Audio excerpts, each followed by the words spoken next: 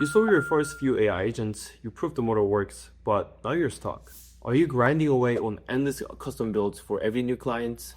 Are you constantly fighting to justify your fees to low budget customers who's going to churn next month anyways? You're hitting the scaling wall, and it feels like the only way forward is more hours, more stress, and shrinking profit margins. What if there was a better way? Over the last 488 days, I've talked to 269 AI agencies. I've seen the patterns that separate the agencies that stall from the ones that scale into predictable, profitable machines. Today, I'm giving you the 6 no BS lessons they learned the hard way. And make sure you stick around for the final point. It's the single most important strategy shift you can make, the one that truly separates 7-figure agencies from the freelancers. This is a lesson that ties everything else together. Let's dive in. So first things first, let's plug the biggest time suck in your agency. You're not a dev shop, you're an agency. And you need to ask yourself, how valuable is your time? Even if you could build every simple feature from scratch, is it actually worth weeks of dev hours, wrestling edge cases, bugs, and maintenance? And I see so many successful agencies solve this by stitching together best-in-class tools, not custom code. So for CRM, people are using platforms like Go High Level to handle pipelines, contacts, and automations if your client lacks an existing CRM. For agent builders, people are using VoiceFlow, Retail, or VAPI, which lets you spin up voice or text agents in days, not months. And for analytics and rebilling, in terms of your AI agent, there's a platform such as Chatdash that delivers white label dashboard, transcripts, usage-based rebilling, and client portals out of the box. And your computers are already pulling ahead with these purpose-built platforms. Save your time for growth, not DIY do-it-yourself infrastructure. Let the experts handle the heavy lifting so your team can focus on what really moves the needle. Now that you've freed up your time, let's fix your messaging. We save your time might sound good, it's table stakes. Everyone says it. Even worse, it's almost impossible to prove X hours saved in a way that prospects truly believe. So when you're building your value proposition around time saved, there are 3 main gaps you need to overcome. First one is measurement gap. How can you show those saved hours turned into real profits or the revenue? And another thing is there's a skepticism. Clients expect your time saved numbers to be best case scenario only.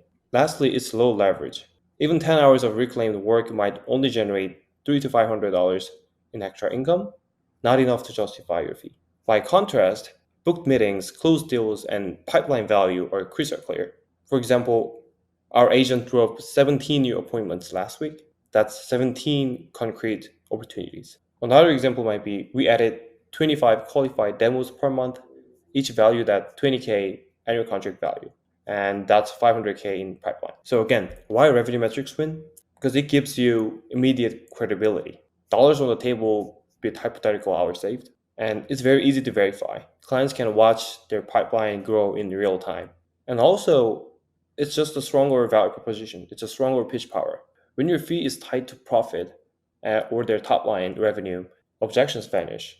When you pitch, skip the vague time save talk, lead with clear, measurable dollars, and your proposals will land with real authority. So speaking of authority, it's time to stop pitching to clients who can't afford you. If you're constantly stressed about margins or churn, assuming your product is good, 9 times out of 10 it's a client quality problem. Cheap clients struggle to pay meaningful fees even with great results.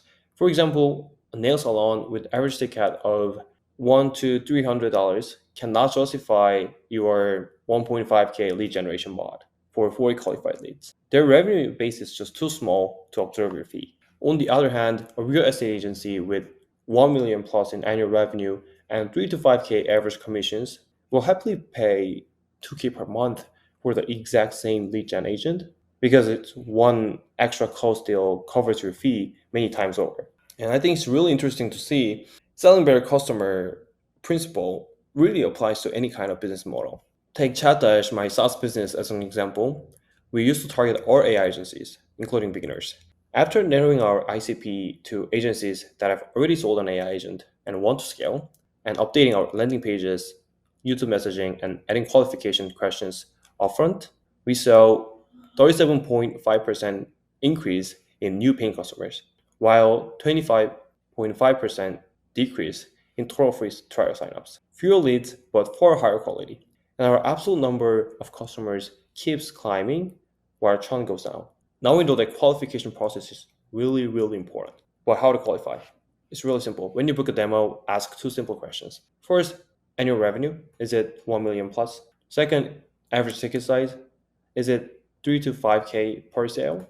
If the answer is yes, they see your solution as revenue driving, not a cost center, and they'll happily invest. Of course, I'm assuming your product is really great and actually delivering results, but these are the two questions you need to ask in your demo. So, which niche to target for high revenue opportunities? I'll say there are five common industries you can go after: real estate, commercial roofing, coaching and consulting, solar installation, and dental practices. There are a couple more industry, but I think these are the five top industry you can go after for high revenue opportunities. So you found the right customer and you're speaking the language. Now, how do you price it? I used to think big upfront setup fees were the way to go. Recover your dev time, cash only, etc. Bad idea. Sweet spot is a low or even zero setup fee paired with a higher monthly retainer, plus usage-based add-ons or performance bonuses. And here's a realistic comparison. So in scenario A, you're charging 5K setup fee with 1K retainer. And in scenario B, you're basically charging zero setup fee with 2K monthly retainer. And here's the 36-month revenue comparison with scenario A and B. And as you can see here in the chart, scenario B pulls ahead in month 5 and by year 3 delivers 31K more cumulative revenue, while also powering higher LTV and more predictable MRR. Plus, if you added performance add-ons like $100 per book demo above a threshold, you can capture upside without scaring clients off at the start. So with higher LTV, you can have higher margins. More revenue per customer means more profit to invest in R&D, support, and new features. And if you ever want to sell your agency or something like that, you will have stronger enterprise value because agencies and SaaS businesses are often valued on recurring revenue multiples. Higher LTV drives higher valuations for sure. And most importantly, in this competitive space, and higher MRR model is great because clients will love low entry cost and your revenue compounds every month, and you will build a healthier, predictable MRR foundation of your business. And better LTV just means more capital to fuel growth and less pressure to chase constant new leads. So you have high value clients on a healthy recurring model. Now, how do you keep them for life? This is where most agencies fail. They think the job is done once the agent is live, and it's false. And the secret isn't just delivering value, it's making the value impossible to ignore. So before you chase new leads, start with the facts. And monthly churn is 10%, and you're getting 10 new customers per month. So moving on to baseline metrics, we basically hit a plateau because we are losing exactly the same number of customers as we are acquiring. And LTV per customer is going to be $5,000 because churn rate is 10%. And aggregated LTV of the entire base is going to be $500,000. So let's take two scenarios as an example. In scenario A, you boost sales by 30% without touching anything else. And in scenario B, you improve churn by 30% without touching anything else. So in a nutshell, it looks pretty much the same because in both scenarios, we are adding 1.5K MRR every single month, meaning that we are getting exactly 3 new customers per month.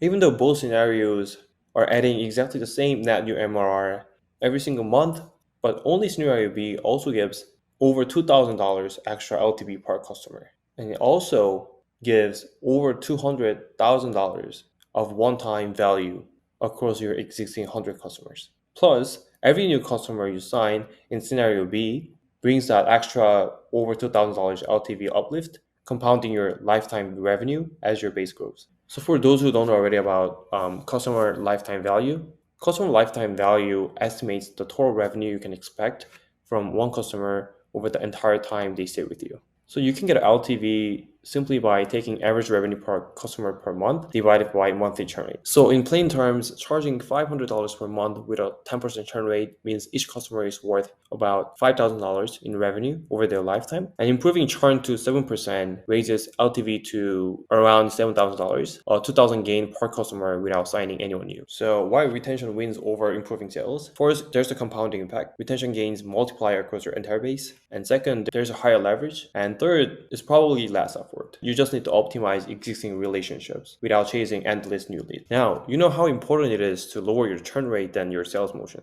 In order to achieve that, you need to constantly communicate the value your service provides. A basic transcript won't cut it. You need a branded dashboard and regular reports showing booked meetings, deals closed, reply rates, cost per interaction, or other ROI aligned metrics. And you also want to keep it visible by sending weekly or monthly highlights, surfacing wins in every check-in, even alerting clients when they hit new milestones. Consistent, number-driven communication reminds clients why they signed up in the first place. And you can cut churn by 30 to 50% just by doing this. And if you're not showing ongoing ROI in dollars, even your best work looks like fluff. Moving on to our last point, focus on one niche, productize your solution. This is the lesson that changes the game. Everything we talked about, using the right tools, focusing on revenue, finding better clients, fixing your pricing, and proving your value are all just ingredients. This last step is a recipe that puts them all together. You can't scale by reinventing your service for every single prospect. The agencies that break through the ceiling do one thing. They productize. They pick a single industry, for example, voice AI for law firms, and they build a repeatable package with fixed scope, fixed price, and clear deliverables. And lastly, they hide their tech stack and present it as their proprietary solution, not a Zapier hack or something like that. Let me give you a real-world example. One of my clients, Eric, scaled his productized voice AI service for law firms called Meet Gabby to over 45 active clients with packages starting at $500 per month. And this is his actual demo site. And I think this website is a masterclass in productization. It shows exactly how it packages Meet Gabby into a repeatable, high-value product that law firms instantly understand. First, there's a clear hero greeting. The moment you land on the page, you're greeted with, "Hi there, I'm Gabby." And this immediately establishes a clear personality and purpose. It's not just a tool, it's a new team member. Next, you can see feature cards grouped by use case. He doesn't list confusing technical specs at all. He presents the solutions as clear, benefit-driven models. First, as you can see here, voice AI receptionist with empathy. This isn't a code robot, it's a compassionate AI designed for sensitive nature of legal intake, and AI texting and email automation. And it highlights seamless, intelligent responses to engage clients across multiple channels. Moving on to CMS integration and data entry, this directly addresses the pain point of manual data entry by showing it streamlines workflows with the software law firms already use. And if you scroll down a little bit, you will see a clear call to action with a bonus. Look at this: get first month free, schedule your custom demo today. So it really gives a website visitor urgency to book a call because there's no risk for them because it's completely free for first month. Moving on to the next section, it shows what makes Meet Gabby different from other competitors. And he clearly shows how Meet Gabby is different. For competitors, it only provides voice AI, but on the other hand, Meet Gabby provides entire solution for law firms, including voice AI, AI texting, email automation, customer integrations, inbound calls, and even outbound calls. So if you scroll down a little bit further, there's a video testimonial from Lionel Legal, which gives you a far more trust than just text review. And also there are some other text reviews from different people. Plus, he displays the logos of the CRMs and case management system they integrate with, reassuring prospects that this isn't just some beta product. It's a reliable, proven solution. So just to give you context, this little button here to start a conversation, this widget itself is a white-labeled chat dash widget that you can talk to Meet Gabby. So by packaging everything into these discrete sections, fixed scope modules, and a white-label chat dash widget, Eric was able to onboard 45 plus law firm clients without bespoke builds for each client. And that is how you scale too. So that's everything I've learned after working directly with 269 AI agencies over the past 488 days. Sell to better clients, focus on MRR over one-time checks, make value visible and numerical, don't waste time building what's already been solved, speak in dollars, not hours, and productize the hell out of your solution. If any part of this resonated with where your agency is right now, and you want to go from custom builds to scalable products, I built Chatdash for you. It's a product and delivery layer for your AI agents. Turn your AI agent into clean, white-labeled deliverables clients love to without hiring a single dev. Click the link below and ship your next AI agent like it's a SaaS product. Thanks for watching. I'll see you in the next one.